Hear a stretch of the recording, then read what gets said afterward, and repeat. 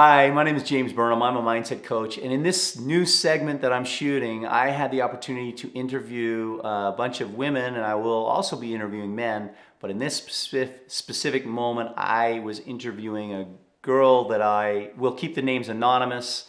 I'll call her Lisa. And she was talking about what she learned from her past failed relationships and what she has now understood that she will no longer tolerate. And in that space of knowing what she will no longer tolerate, she also has come to understand what it is she really wants. Are you not entertained? Are you not entertained?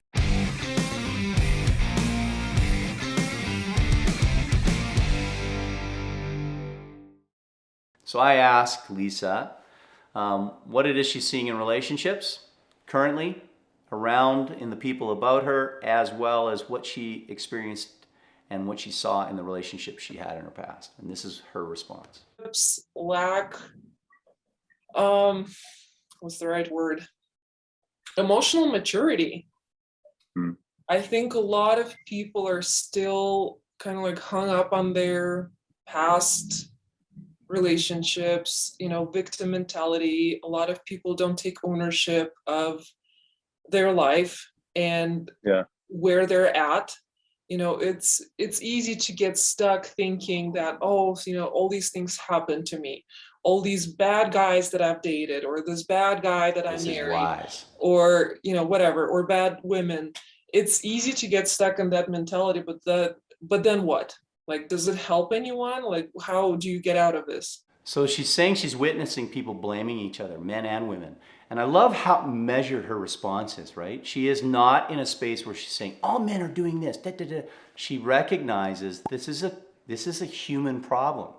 She has taken it out of men do this to women, women do this to men type of engagement that we often do when we have a failed relationship. It's important to go to the defining thing and say, this is a woman. This is the person that I was in a relationship with, and get really specific on defining that. But then it's also really important to pull back and get really broad and say, this is just a human. This is a person. This does not represent all women. Or in her case, this does not represent all men, right? And she points that out. It's a really powerful thing because then she's not in a space of blame and also stereotyping and also creating a feeling where she doesn't have any power because men are all this way or all women are this way. What she's saying is, I'm noticing this. This is a common thing I see, and I'm noticing it in men and women. And that is what allows her the capacity to then witness and see it as it plays out in front of her and avoid engaging with those men when she encounters them. So she kind of goes on this, and she's talking about all these things that she's learned to see and identify, and this is one that's a big one. In fact, there's been books written by it. There's a book called The Nice Guy, and she has identified the nice guy in her own relationship, and I'm not sure that she'll get into this as well, but she identifies how it is evident in her own life, how she has shown up as too nice a person. So it's a really powerful insight that she offers. I think another thing is a lot of relationships lack honest, hard conversations. We're so wrapped up with this idea of wanting to be a good guy, not wanting to hurt anybody's feelings, wanting to say the right thing. But at the same time, like, I think a lot of us kind of in this codependent enabling state. It took me a lot to learn that if I love someone, I'd rather hold them accountable. And holding them accountable is actually more loving than just letting them do the shit that they do. That hurts them, hurt our relationship, hurts me. You do that with kids, but at the same time, a lot of us actually fail at that with kids too.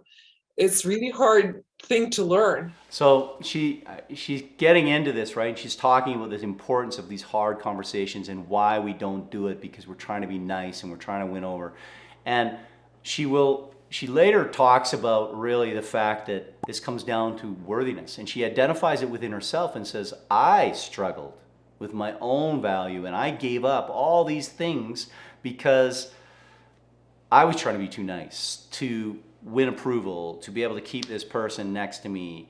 And when she's talking about holding them accountable, this is the interesting thing.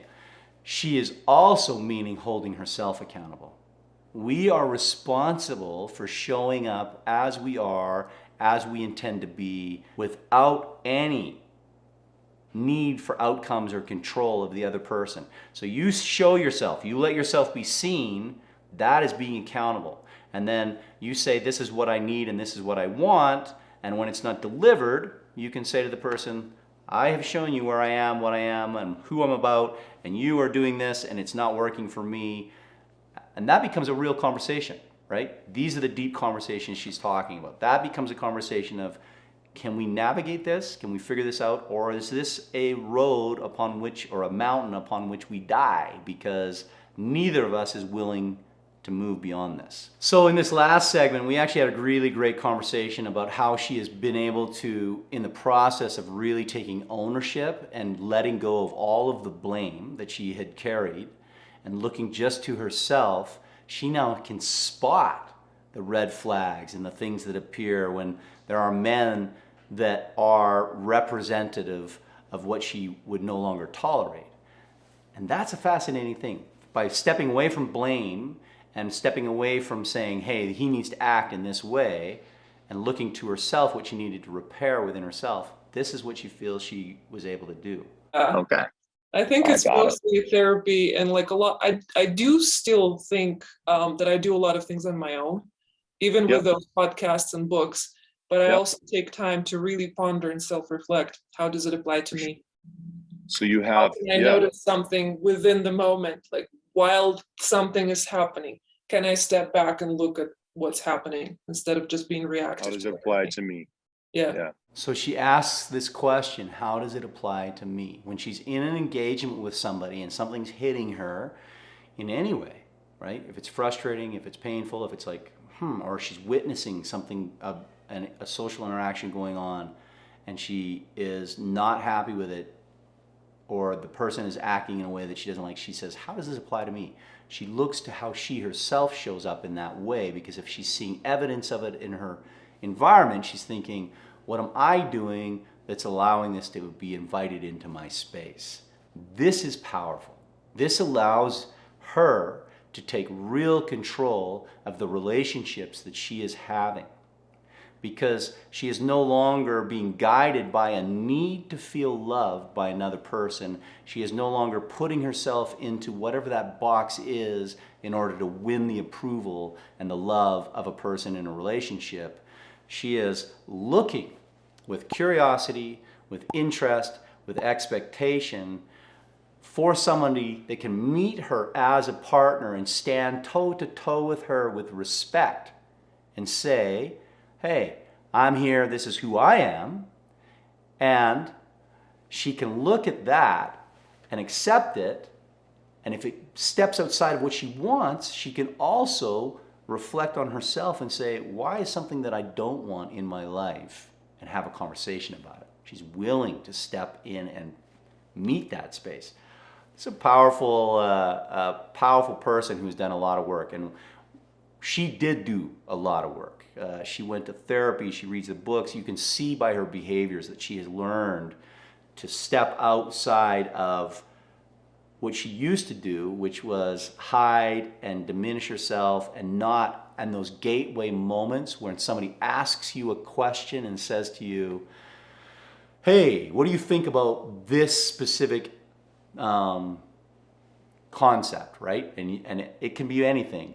We have these moments where you kind of know this person now, they're asking you a question, you may in your gut feel like, oh, I know the right answer, I know the answer they want to hear, but if I give them that answer and they like me for it, that'll be nice. If I give them the real answer, what I actually feel, maybe they won't like me. She doesn't worry about that anymore because she knows she has value. She knows she's in control. And so she speaks in that moment her truth. And she is able to check in and do it. It's a powerful thing.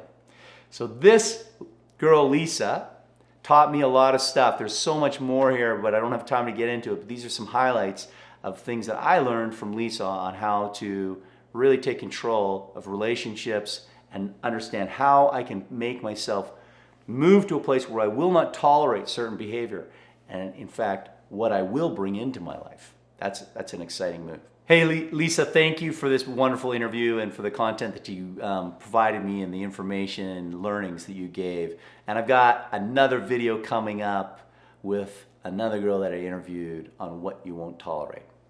Click the video, like, subscribe. This is gonna be fun stuff. Stick with me. I'm Jim Burnham.